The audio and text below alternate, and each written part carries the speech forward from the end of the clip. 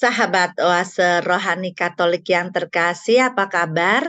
Semoga semua dalam keadaan sehat, bahagia, damai sejahtera, serta dalam lindungan kasih Tuhan kita Yesus Kristus. Air hujan menggenang di tengah kota. Hati-hati berjalan terantuk batu. Kasih setia Tuhan selalu menyertai kita. Lembut bersinar sepanjang waktu. Senang sekali saya, Margaret Indriana, dapat kembali menemani sahabat dalam acara kita Oase Rohani Katolik. Hari ini hari Minggu Paskah yang kelima. Nyanyikanlah lagu baru bagi Tuhan, sebab Ia telah melakukan karya agung. Di hadapan para bangsa, Ia menyatakan keadilannya. Haleluya. Hadir bersama saya Romo Diosesan Frederikus Jelahu Maigahoaku, akrab disapa Romo Edi. Selamat datang Romo Edi, apa kabar? Halo, selamat berjumpa kembali sahabat Oase Rohani Katolik. Saya Romo Frederikus Jelahu Maigahoaku. Senang sekali bisa bertemu kembali dengan sahabat Oase Rohani Katolik semuanya. Baik, terima kasih Romo.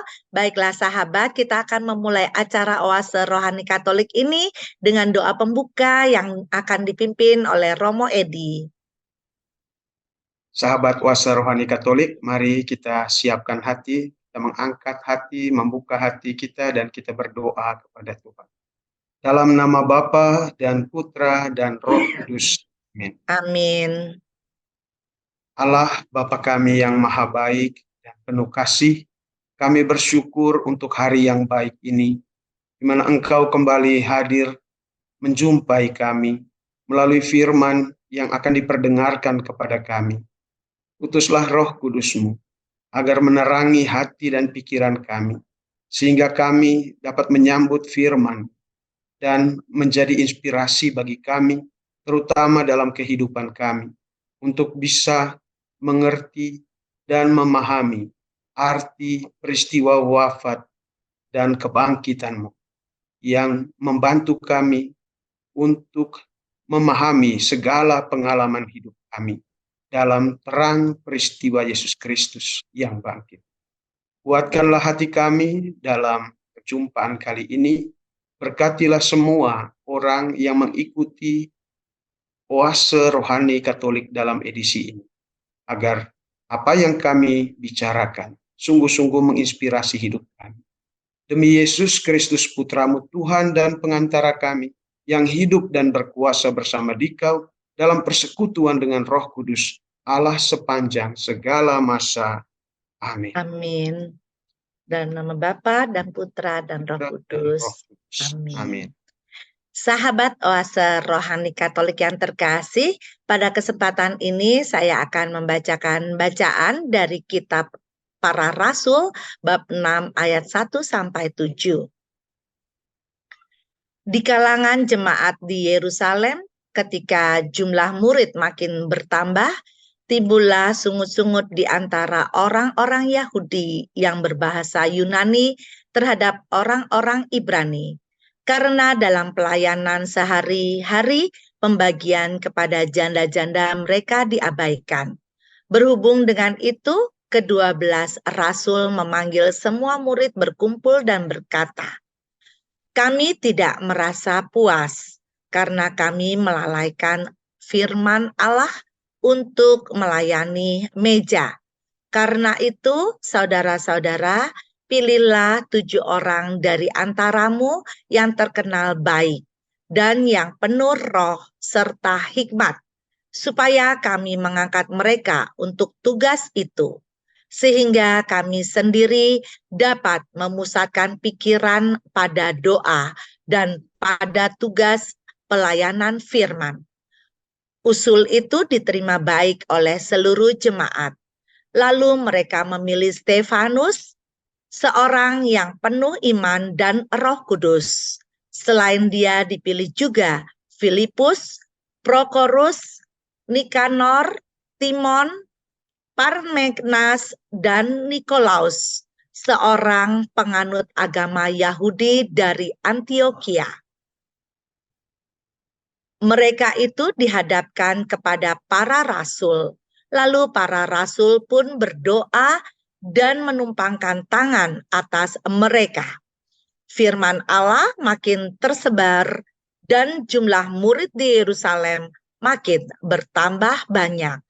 Juga sejumlah besar imam-imam menyerahkan diri dan percaya. Demikianlah sabda Tuhan. Syukur kepada Allah. Sahabat oase rohani Katolik yang terkasih, marilah kita tanggapi bacaan pertama dengan Mazmur tanggapan. Kasih setiamu ya Tuhan, kiranya menyertai kami. Kasih setiamu ya Tuhan, kiranya menyertai kami. Bersorak-sorailah dalam Tuhan, hai orang-orang benar, sebab memuji-muji itu layak bagi orang jujur. Bersyukurlah kepada Tuhan dengan kecapi, bermazmurlah baginya dengan gambus 10 tali.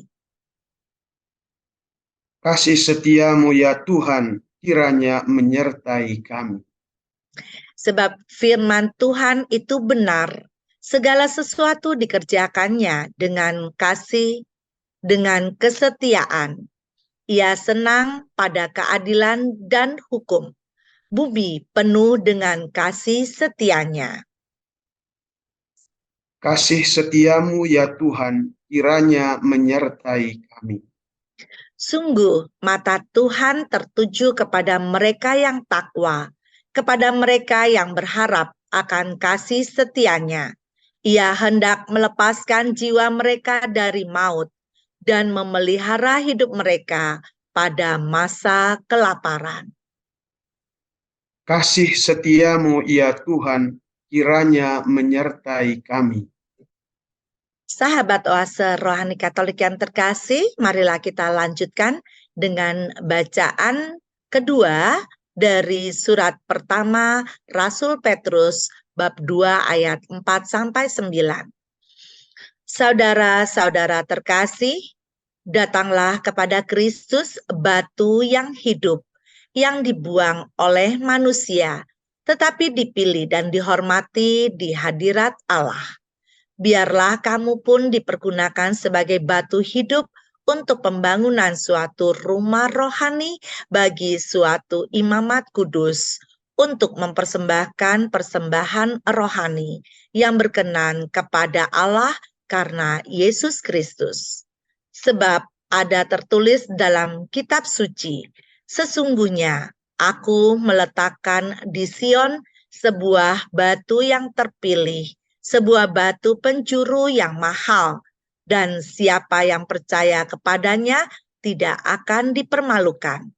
Karena itu bagi kamu yang percaya ia mahal, tetapi bagi mereka yang tidak percaya, batu yang telah dibuang oleh tukang-tukang bangunan telah menjadi batu penjuru, juga telah menjadi batu sentuhan dan suatu batu sandungan. Mereka tersandung padanya karena mereka tidak taat kepada firman Allah. Dan untuk itu mereka juga telah disediakan. Tetapi kamulah bangsa yang terpilih, imamat yang rajani, bangsa yang kudus, umat kepunyaan Allah sendiri, supaya kamu memberitakan perbuatan-perbuatan yang besar dari Dia yang telah memanggil kamu keluar dari kegelapan kepada terangnya yang ajaib. Demikianlah sabda Tuhan. Syukur kepada Allah. Sahabat oase rohani Katolik yang terkasih, marilah kita siapkan hati untuk mendengarkan bacaan Injil yang akan disampaikan oleh Romo Edi.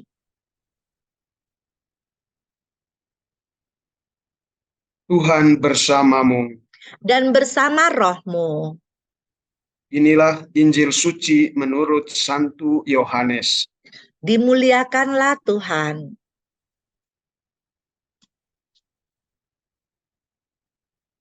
Dalam amanat perpisahannya, Yesus berkata kepada murid-muridnya, Jangan gelisah hatimu.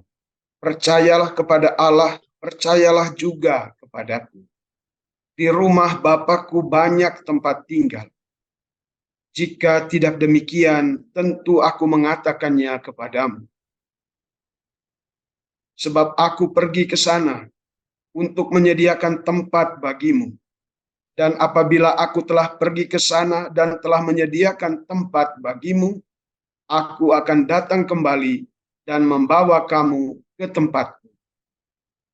Supaya di tempat aku berada, kamu pun berada. Dan kemana aku pergi, kamu tahu jalan ke sana. Kata Thomas kepadanya, Tuhan, kami tidak tahu kemana engkau pergi. Jadi bagaimana kami tahu jalan ke sana? Kata Yesus kepadanya, Akulah jalan, kebenaran, dan hidup. Tidak seorang pun dapat datang kepada Bapa kalau tidak melalui aku. Sekiranya kamu mengenal aku, pasti kamu juga mengenal Bapakku. Sekarang ini kamu mengenal Dia, dan kamu telah melihat Dia. Kata Filipus kepadanya, Tuhan, tunjukkanlah Bapa kepada kami, dan itu sudah cukup bagi kami. Kata Yesus kepadanya, telah sekian lama aku bersama-sama engkau, Filipus, namun engkau tidak mengenal aku? Barang siapa telah melihat aku, ia telah melihat Bapa. Bagaimana engkau berkata, tunjukkanlah Bapa kepada kami? Tidak percayakah engkau bahwa aku di dalam Bapa dan Bapa di dalam aku? Apa yang aku katakan kepadamu, tidak aku katakan dari diriku sendiri, tetapi Bapa yang diam di dalam aku, dialah yang melakukan pekerjaannya. Percayalah kepadaku bahwa aku di dalam Bapa dan Bapa di dalam aku. Atau setidak-tidaknya, percayalah karena pekerjaan-pekerjaan itu sendiri. Aku berkata kepadamu, sesungguhnya barang siapa percaya kepadaku, ia akan melakukan juga pekerjaan-pekerjaan yang aku lakukan. Bahkan pekerjaan-pekerjaan yang lebih besar daripada itu. Sebab aku pergi kepada Bapa. Demikianlah sabda Tuhan.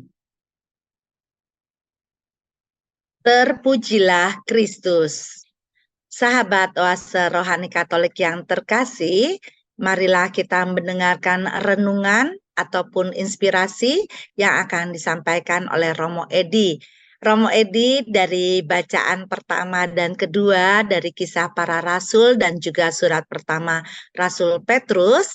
Inspirasi apa yang ingin Romo sampaikan untuk Margaret dan juga sahabat Oase Rohani Katolik, Romo? Baik, Margaret dan semua sahabat Oase Rohani Katolik yang terkasih, saat ini kita semua telah memasuki minggu yang kelima dalam masa Paskah. Sungguh sebuah sukacita yang luar biasa bagi kita semua. Karena sejak minggu pertama, kedua, ketiga, sampai dengan saat ini, bacaan-bacaan suci tidak henti-hentinya memberikan berbagai inspirasi untuk kita semua. Supaya kita mengerti, supaya kita memahami, dan kita bisa menimba mutiara-mutiara hidup yang baik, yang menginspirasi hidup kita, supaya kita lebih mengerti dan mengenal apa artinya peristiwa sengsara, wafat, dan terutama kebangkitan Tuhan kita Yesus Kristus bagi kehidupan kita.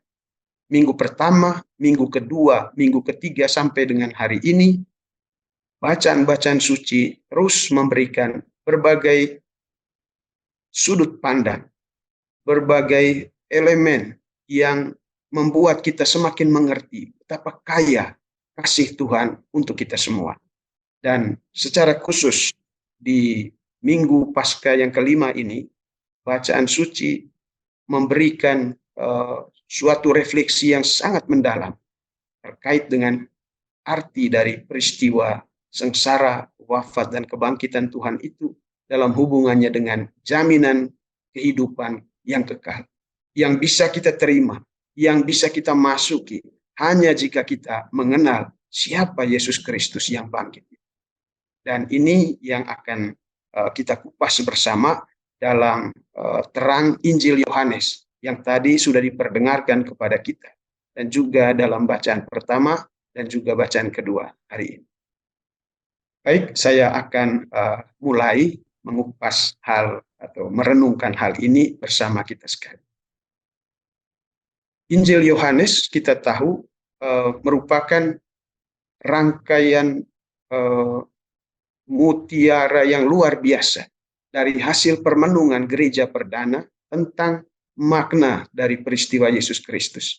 Mulai dari hidupnya, keberadaannya bersama saksi utama, yaitu terutama Yohanes, Rasul Yohanes, dan juga kematiannya disalib, serta kebangkitannya, kabar kebangkitannya, yang kemudian membantu Yohanes untuk merefleksikan kembali, memahami kembali, menggali kedalaman peristiwa Yesus itu, dan kemudian membantu begitu banyak orang untuk kemudian mengenal Allah yang sungguh sangat mengasihi kita manusia. Dan secara khusus di bab 14, di situ perikop itu diberi judul Rumah Bapa. Dan secara khusus di ayat yang kita dalami hari ini 1 sampai 12 itu dibuat sebuah skema yang bagus sekali oleh penginjil Yohanes. Kalau saya boleh mengelompokkannya, maka saya bisa mulai dengan ayat 7 sampai dengan 9 itu berkaitan dengan inti yang mau kita dalami hari ini, berkaitan dengan mengenal Yesus Kristus. Karena mengenal Yesus Kristus menjadi kunci bagi kita untuk semua bisa memahami kasih Allah untuk kita. Untuk bisa mengenal bagaimana atau kebesaran kasih Allah untuk kita. Mengenal Yesus Kristus dan mengenal Allah Bapanya. Itu diungkapkan dengan jelas di ayat 7 sampai dengan 9. Ayat 7 sampai dengan ayat 9. Aku di dalam Bapa dan Bapa di dalam aku.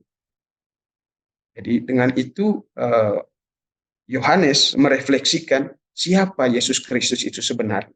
Jadi dia lebih dari sekedar sebuah peristiwa sejarah yang pernah terjadi di atas bumi ini. Tetapi dia melampaui sejarah manusia dan mengungkapkan satu dimensi yang lebih tinggi, yaitu dimensi spiritual, sejarah keselamatan manusia. Kemana manusia akan pergi, tujuan hidupnya seperti apa, itu yang diungkapkan oleh penginjil Yohanes. Melalui pengenalan akan Yesus Kristus, kita bisa mengerti juga kehidupan kita akan bermuara kemana. Dari ayat 7-9, kemudian dilanjutkan 10 dan 11, di situ diungkapkan Yesus Kristus di dalam Bapa dan Bapa di dalam Yesus Kristus. Ini juga mengungkapkan sebenarnya kebenaran Allah yang hidup dalam persekutuan kasih. Yesus di dalam Bapa dan Bapa di dalam Yesus Kristus hanya mungkin ketika Bapa dan Putra itu ada dalam hakikat yang sama, punya hakikat yang sama. Dan ini juga menunjukkan bahwa Yesus itu sungguh-sungguh Allah. Dan saudara-saudaraku yang terkasih, apa yang diungkapkan oleh Yohanes ini konsekuensinya sangat dalam bagi ajaran atau teologi dalam gereja Katolik. Dan di sisi lain, dia juga sungguh-sungguh manusia, karena dia masuk dalam situasi dunia, dalam ruang dan waktu. Dia menjadi manusia sama seperti kita.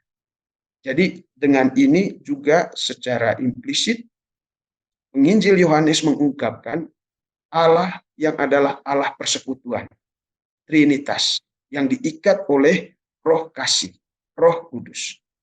Jadi Bapa, Putra, dan Roh Kudus. Dan ini membantu kita untuk memahami siapa Allah kita yang sebenarnya. Saudara-saudaraku yang terkasih, lebih dari itu, kehadiran Yesus Kristus, Sang Sabda dalam kehidupan kita, itu kemudian diungkapkan di ayat 1 sampai 3. Di situ diungkapkan tentang Yesus Kristus yang menjadi jaminan bahwa kita akan masuk ke dalam rumah kediaman yang abadi, rumah Bapa itu sendiri. Dan ini sesuatu yang luar biasa bagi kita. Membuat hati kita menjadi tenang, membuka sebuah harapan yang selama ini belum pernah diungkapkan oleh siapapun. Bahwa kehidupan manusia tidak berhenti oleh kematian, tetapi melampaui kematian untuk masuk ke dalam persekutuan dengan Allah Bapa, Putra, dan Roh Kudus. Dan di sini refleksi Yohanes sungguh-sungguh membantu gereja untuk menyadari kehadiran Yesus Kristus untuk kita. Siapa Yesus Kristus itu? Dan dia menunjukkan secara jelas di ayat 4 sampai dengan 6 bahwa dia adalah jalan, kebenaran, dan hidup itu sendiri. Maka dengan ungkapan ini kita mempunyai harapan yang begitu kuat, begitu kokoh di dalam Tuhan kita Yesus Kristus. Karena dia adalah jalan menuju kepada Bapa. Satu-satunya jalan. Dia juga adalah kebenaran yang dirindukan oleh banyak orang untuk mengenal Allah. Dan dia juga adalah hidup itu sendiri. Sehingga semua yang hidup selalu mengandung secara istimewa Yesus Kristus itu sendiri. Tidak ada kehidupan tanpa Yesus Kristus. Dan ini yang membesarkan hati kita, yang menguatkan pengharapan kita selalu di dalam Yesus Kristus. Saudara-saudaraku yang terkasih, dan kemudian dilanjutkan, dibingkai dengan ayat 12. Siapa yang percaya dalam nama Yesus Kristus, dia akan berbuah. Karena apa? Orang yang percaya dalam nama Yesus juga akan melakukan perbuatan-perbuatan yang dilakukan Yesus Kristus. Bahkan yang lebih besar dari perbuatan-perbuatan itu.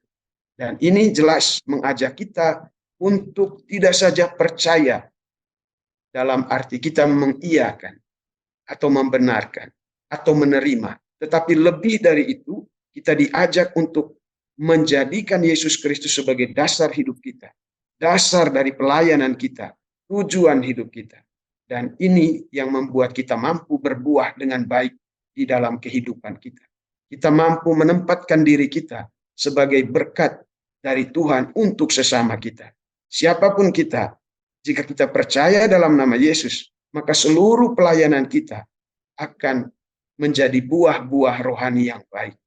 Dan ini adalah refleksi dari Santo Yohanes untuk membantu kita supaya kita selalu berusaha mengenal siapa Yesus Kristus itu di dalam kehidupan kita. Dan saya kira ini inspirasi yang bagus dan dilengkapi juga dengan refleksi dari bacaan pertama dari surat Rasul Petrus bab 2 ayat 4 sampai dengan 9. Yaitu ketika dia mengajak kita untuk juga menjadi batu-batu yang hidup. Batu-batu yang hidup untuk turut serta dalam membangun sebuah bangunan rohani. Tempat orang kemudian merayakan liturgi untuk memperoleh kekudusan. Dan ini sebuah panggilan yang juga luar biasa. Sebuah undangan untuk kita. Supaya kita pun turut serta membangun gereja sebagai tubuh mistik Kristus. Kristus adalah kepala dan kita adalah tubuhnya. Ada yang dengan perannya seperti dalam sebuah tubuh, ada tangan, ada jari, ada mata, ada telinga. Jadi kita semua dengan segala macam karunia, bakat, talenta, dan model-model pelayanan kita ambil bagian untuk membangun gereja Kristus. Kita mempunyai rupa-rupa karunia, tetapi hanya satu roh yang menggerakkan kita semua, yaitu Roh Kristus sendiri. Dan ini juga wujud dari Kristus yang bangkit. Yesus yang bangkit itu, yang tinggal di dalam hati kita. Sehingga seperti kata-kata Rasul Paulus dalam refleksinya kepada umat di Galatia, kalau kita baca di Galatia bab 2 ayat 20, Di situ dengan jelas dikatakan kesaksian dari Rasul Santo Paulus ketika dia mengatakan begini, namun aku hidup, tetapi bukan lagi aku sendiri yang hidup, melainkan Kristus yang hidup di dalam aku. Dan hidupku yang kuhidup sekarang di dalam daging adalah hidup oleh iman dalam Anak Allah yang telah mengasihi aku dan menyerahkan dirinya untuk aku. Saudara-saudaraku yang terkasih, refleksi yang luar biasa dari Santo Paulus. Kiranya ini juga menginspirasi kita, bahwa kita juga hidup karena Kristus sungguh-sungguh hidup di dalam kita.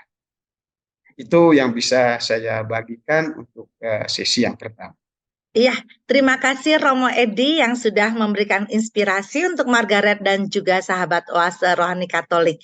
Baiklah, sahabat Oase Rohani Katolik yang terkasih, kita jeda sejenak dan kita akan masuk pada permenungan sesi berikutnya.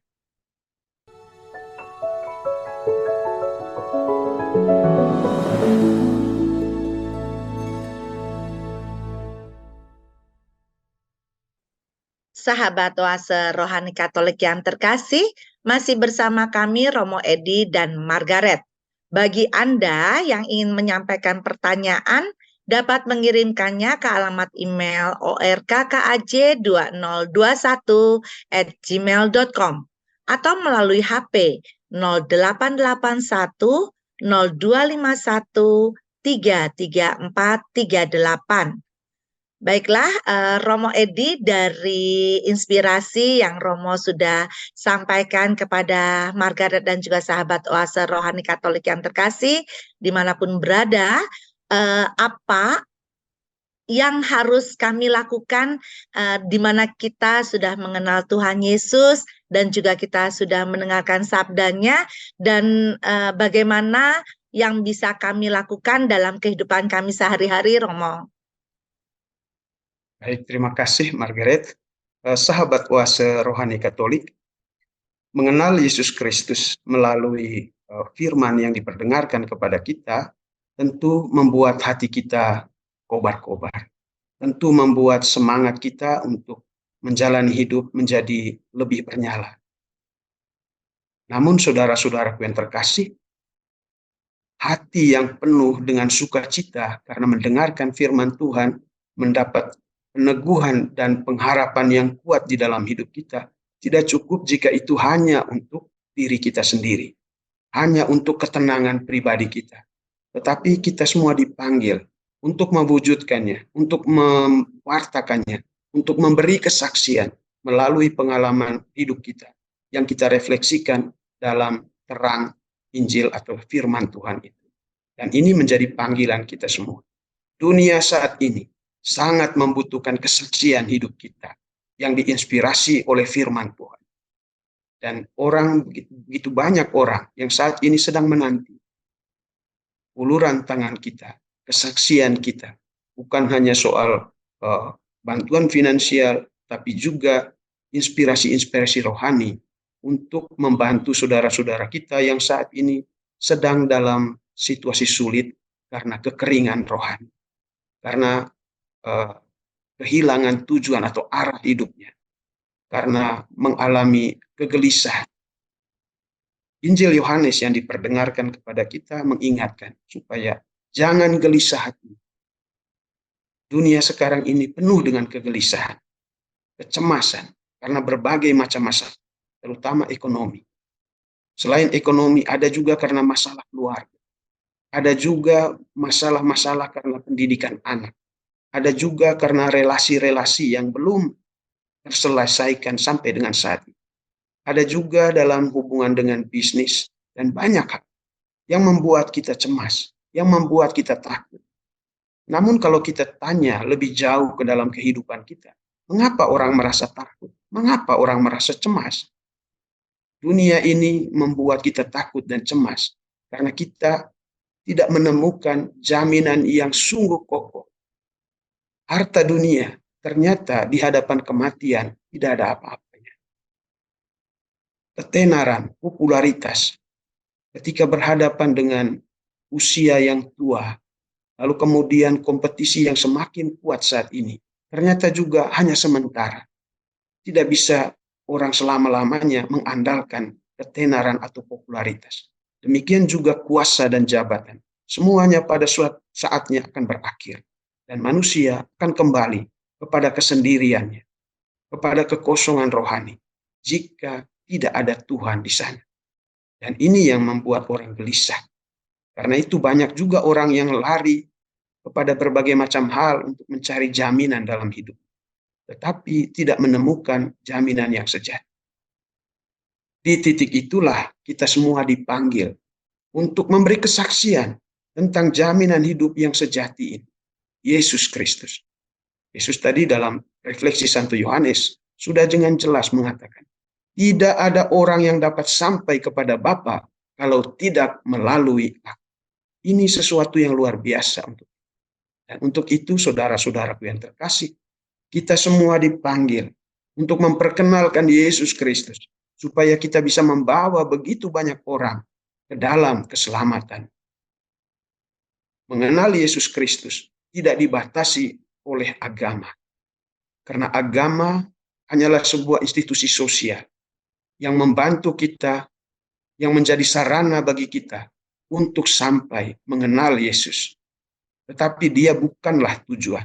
Karena itu, memberi kesaksian tentang Yesus Kristus tidak cukup hanya di dalam lingkup atau konteks agama kita, tetapi mesti masuk lebih jauh ke dalam kehidupan sosial masyarakat pada umumnya. Kita harus menjadi sakramen di tengah masyarakat, menjadi tanda keselamatan, menjadi tanda kehadiran Allah yang mencintai manusia semuanya, tanpa ada batas-batas sekat agama atau suku atau stigma-stigma sosial lainnya.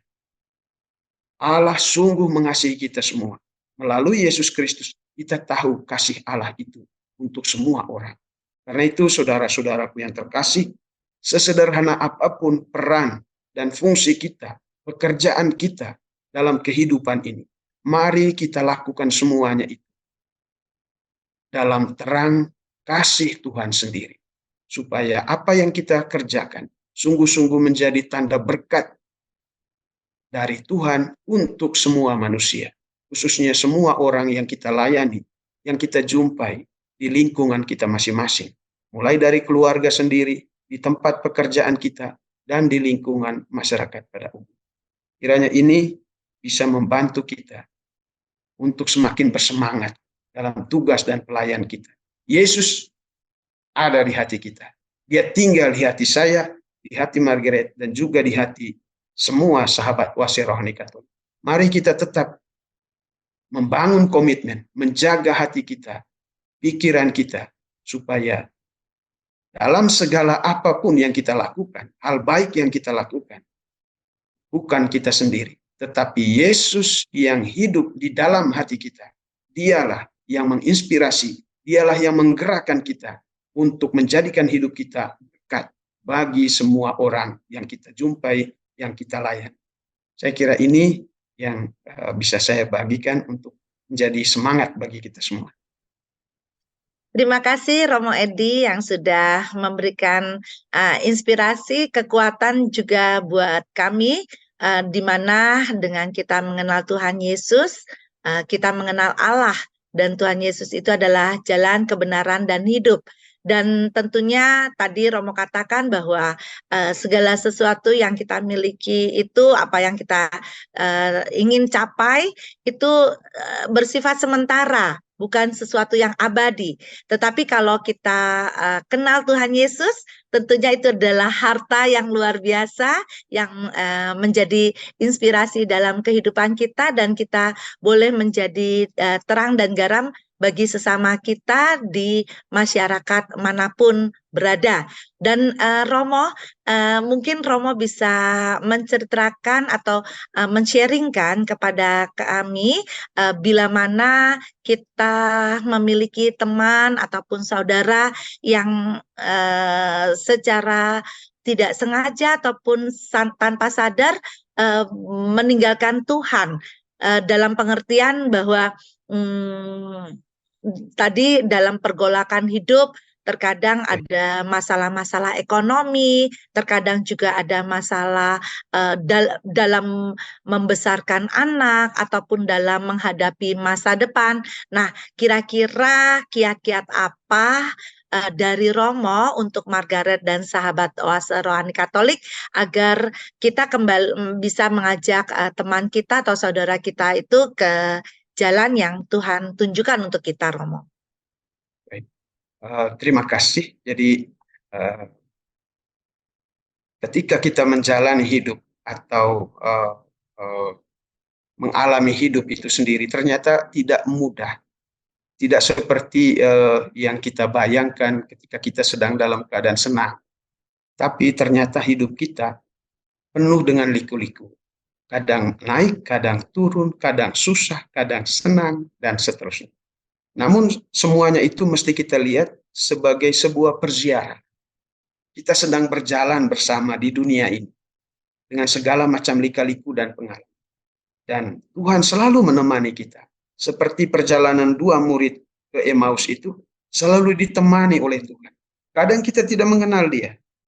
Dia datang mendekati kita, berbicara dengan kita melalui banyak cara, tetapi kita tidak mengenalnya. Seperti ada selaput yang menutupi mata kita. Dan tidak jarang ada banyak di antara kita, saudara-saudara kita, teman-teman kita, yang kemudian merasa putus asa dalam perjalanannya.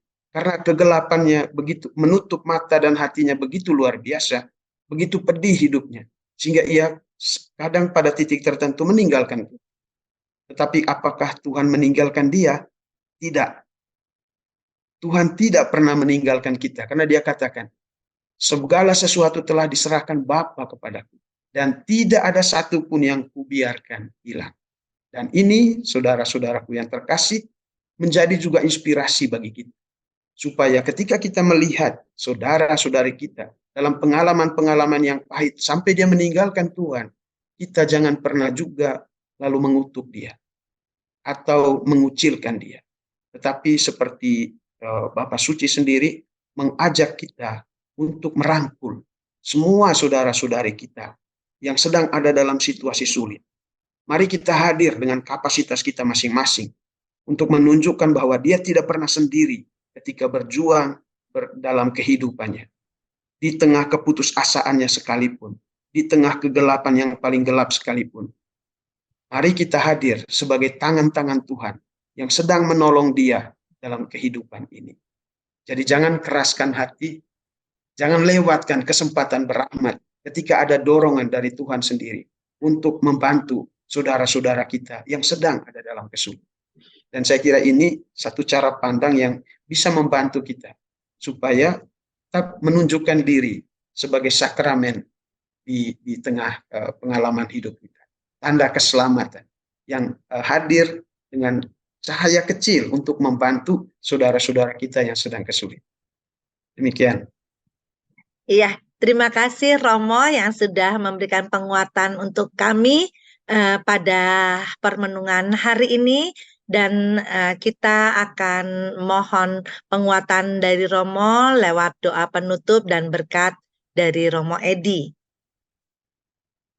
Baik, sahabat Oase Rohani Katolik, setelah kita mendengarkan dan merefleksikan bersama dengan Santo Yohanes, bacaan-bacaan suci hari ini, maka kita sampai pada satu kesimpulan atau penegasan bahwa kita semua dipanggil untuk menjadi berkat bagi sesama. Sesederhana apapun peran dan fungsi serta kapasitas kita, itu semua adalah kita semua dipanggil untuk menjadi alat-alat di tangan Tuhan untuk membuat sesama kita, membuat dunia ini penuh dengan sukacita dan kebahagiaan. Mari kita ucapkan syukur untuk permenungan ini dan juga untuk menguatkan hidup kita selanjutnya. Marilah berdoa. Allah Bapa yang Maha Baik dan penuh kasih, kami bersyukur untuk firman-Mu yang telah Engkau hadirkan ke dalam hati dan pikiran kami pada saat ini.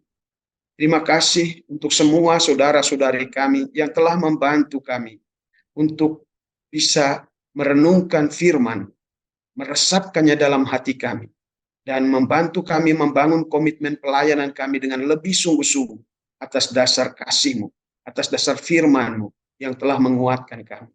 Kuatkan selalu iman dan harapan kami dalam pengabdian serta pelayanan kami setiap hari. Saat ini dengan rendah hati, kami mohonkan berkat-Mu untuk kehidupan kami, untuk kehidupan keluarga-keluarga kami. Tuhan bersama-Mu Dan dan bersama roh-Mu. kita sekalian, semua orang yang kita doakan, hari-hari hidup dan pelayanan kita selanjutnya, senantiasa dibimbing, dilindungi, dan diberkati oleh Allah yang Maha Kuasa, dalam nama Bapa dan Putra dan Roh Kudus. Amin. Amin. Terima kasih kepada Romo Edi yang sudah memberikan inspirasinya. Sahabat Oase Rohani Katolik yang terkasih, Romo Diosesan Frederikus Jelahu Maiga Hoaku dan Margaret Indriana mohon undur diri, dan kabar sukacita yang sudah kita dapatkan hari ini dapat kita bagikan dan wartakan kepada sesama kita dalam tingkah laku dan perbuatan kita. Kucing oren mandi di papan, jangan didekati, bisa berbahaya. Tuhan Yesus, jalan kebenaran dan kehidupan, memperoleh kebahagiaan hanya melalui Dia. Salam damai, Tuhan memberkati.